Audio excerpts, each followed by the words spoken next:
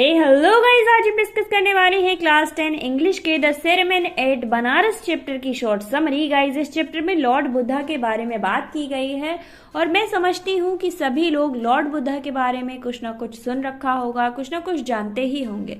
अगर जानते हैं तो कमेंट जरूर करिएगा। तो गाइस, लॉर्ड बुद्धा के बचपन का नाम सिद्धार्थ गौतम था। वो एक प्रिंस थे और एक रॉयल फैमिली से बिलोंग करते थे। उनकी फैमिली ने दुखों को उनसे दूर रख रखा था। मतलब ना ही राजमहल में कोई दुखी इंसान दिखाई देता था, ना ही कोई गरीब इंसान दिखाई देता था। तो गौतम बुद्ध को दुख के बारे में कुछ भी नहीं पता था और ना गरीबी के बारे में कुछ पता था। जब वो 12 ईयर के हो जाते हैं तो उन्हें शिक्षा ग्रहण करने के लिए बाहर भेजा जाता है और बाहर भी ऐसा ही माहौल बना दिया जाता है पहले से, क्योंकि वो एक प्रिंस थे, उनके पापा कुछ भी कर सकते थे। तो वो 4 साल की शिक्षा ग्रहण करने के बाद जब अपने घर आते हैं तो वो 16 साल के हो चुके थे और फिर उनकी शादी एक रॉयल प्रिंसेस से करा दी जाती है।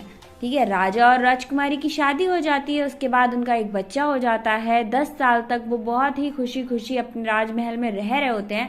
एक दिन अचानक से 10 साल बाद वो राज्य के दौरे पर निकल जाते हैं, या फिर कहें कि कहीं घूमने निकल जाते हैं और वो बाहर देखते हैं एक बूढ़े आदमी को, एक मरे हुए आदमी की चिता को जलते हुए देखते हैं, एक बूढ़ी लेडी को देखते हैं, एक गरीब परिवार को देखते हैं। और ये सब देखकर उनकी आंखें खुली की खुली रह जाती हैं, क्योंकि उन्होंने लाइफ में पहली बार ये सब कुछ देखा था और उन्हें बहुत ज़्यादा दुख होता है। उन्होंने देखा कि दुनिया का एक सच ये भी है, एक पहलू ये भी है जहाँ पर गरीबी, दुख और मौत जैसी चीज़ें भी हैं। तो उन्होंने आध्यात्मिक ज्ञान को प्राप्त करने के लिए अपनी सारी रॉयल्टी को पीछे छोड़ दिया। अब इसके बाद गौतम बुद्ध 7 सालों के लिए गायब हो गए। वो आत्मज्ञान के लिए भटकते रहे, वो मोक्ष के लिए भटकते रहे। अब फाइनली वो एक पीपल के ट्री के नीचे बैठ गए।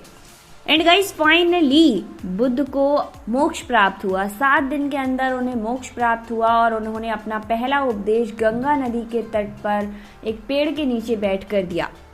गौतम बुद्ध अपने पहले उपदेश में गौतमी नाम की एक लेडी के बारे में बात करते हैं। वो कहते हैं कि गौतमी का एक पुत्र था जो डेड था।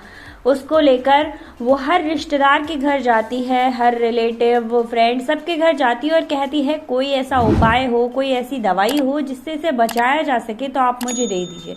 उन्हीं किसी में से एक बंदा उसको सजेस्ट करता है गौतम बुद्ध का नाम। वो गौतम बुद्ध के पास भागी भागी जाती है और कहती है कि मेरे बच्चे को बचा लीजिए, आप ही मेरी आखिरी उम्मीद हैं। अब गौतम बुद्ध उसे देखते हैं और उस लेडी की सारी बातें सुनते हैं। तो वो आखिरकार उस लेडी से कहते हैं मैं तुम्हारे बच्चे को बचा लूंगा, बस तुम्हें एक मुट्ठी सरसों के दाने लेकर आने हैं किसी ऐसे घर से जहां कभी भी कोई भी ना मरा हो।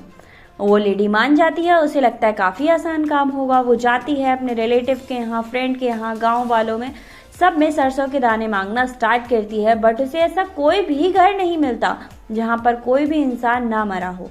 किसी के घर में किसी के फादर मरे थे, किसी के ब्रदर, कोई ना कोई मर गया था। तो अब वो सोचती है कि मैं आखिरकार सरसों के दाने कहाँ से लाऊं। उसके मन में धीरे धीरे दुख होने लगता है कि यार ये काम इतना मुश्किल था, क्या मेरा बच्चा अब नहीं बचेगा। वो बहुत ज़्यादा कोशिश करती है, आखिरकार थक हार कर रोड के किनारे बैठ जाती है। वो देखती है कि सूरज ढल रहा था। तो उसकी समझ में आता है कि जब सूरज ढलता है, सूरज निकलता है और ढलता है, जो कि बहुत बड़ी चीज़ है, रोशनी होती है फिर अंधेरा भी होता है, तो मेरा बच्चा भी शायद अब मर चुका है। मतलब कोई भी इस दुनिया में हमेशा के लिए नहीं है, जो आया है उसको जाना ही पड़ेगा। सिचुएशन कुछ भी हो, निर्जीव वस्तुओं को छोड़कर जिसमें जीवन है, चाहे वो एनिमल हो, प्लांट्स हो, इंसान हो, उन सारी चीज़ों को जब इस दुनिया में वो आए हैं तो इस दुनिया से उनको जाना भी है। वो बात अलग है किस टाइम पर कौन जाता है, कोई जल्दी जाता है, कोई बाद में जाता है, बट सबको इस दुनिया को छोड़कर जाना होगा। भगवान बुद्ध के हिसाब से नश्वर लोगों का जीवन परेशान है, क्योंकि उन्होंने इस तथ्य के साथ शांति नहीं बनाई है जो पैदा हुआ है उसे अनंत काल तक आराम करना चाहिए। ऐसा कोई तरीका नहीं है जिससे जीवित व्यक्ति को मरने से बचाया जा सके। जिस तरह पके हुए फल को गिरना पड़ता है या फिर गिरने का खतरा बना रहता है, उसी तरह इस दुनिया में आए हुए किसी भी जीव जंतु को रहना है और मरने का डर उसके मन में रहता है हमेशा, और एक दिन उसे इस दुनिया को छोड़कर जाना ही होता है। वृद्ध व्यक्ति को भी एक टाइम के बाद मरना ही होता है। मिट्टी के बर्तन भी एक टाइम पर जाकर टूट जाते हैं। तो किसी भी चीज का जीवन लंबे समय तक नहीं बना रह सकता। वैसे ही हमारी मानव जाति के साथ भी होता है, यानी पुरुषों के साथ या कह सकते हैं महिलाओं के साथ, कि बूढ़ा हो, बुद्धिमान हो या फिर छोटा हो, लंबा हो, कुछ भी हो, बट मौत से कभी भी कोई भी नहीं बच सकता। मौत हमें कभी भी नहीं छोड़ती। मौत है क्या? मौत एकमात्र ऐसा तरीका है जो जीवित व्यक्ति से उस व्यक्ति की आत्मा लेकर चली जाती है। मौत का काम होता है जीवित व्यक्ति से व्यक्ति को निकाल कर ले जाना, और ये उसका काम होता है। वो हर एक इंसान के साथ ये कार्य करती है। वो अपनी प्रवृत्ति है उसको कैसे छोड़ सकती है। और नेचर ने जो नियम बनाए हैं, अगर वही नियम का पालन नहीं किया जाएगा तो सारी दुनिया उथल पुथल हो जाएगी। मौत से कोई नहीं बच सकता, ना ही कोई पिता अपने पुत्र को मौत से बचा सकता है और ना ही उसके रिलेटिव्स को। जिस तरह बैल को कत्लखाने में ले जाया जाता है, उसी तरह मौत भी हमेशा नस्वर के साथ होती है। जब भी हमारा टाइम आता है तो वो हमें लेकर चली जाती है, बट हमेशा हमारे साथ साथ चलती है। ये सब जानते हुए भी हम लोग किसी की मौत हो जाने पर रोते हैं। वो कितना भी जानता हो कि इस दुनिया में हम आए हैं तो हमें जाना है, बट हम दुख जरूर मनाते हैं। और कभी भी ह्यूमन नेचर इस चीज को एक्सेप्ट नहीं कर पाता कि हम मर सकते हैं या फिर हमारी मौत आएगी। वो इस चीज को एक्सेप्ट नहीं कर पाता। बुद्ध के अनुसार किसी भी व्यक्ति को कभी रोना, शोक मनाना या दुखी नहीं होना चाहिए, क्योंकि वो उसको सांसारिक जीवन से जोड़े रखेगा और उसकी मन की शांति को भंग करता रहेगा। ठीक है, उसके मन में जो शांति होनी चाहिए वो नहीं होगी। ये केवल और केवल पीड़ा बढ़ाने का कार्य करता है। बुद्ध ने कहा है कि जो इस दुनिया में आया है उसे वापस जरूर जाना है।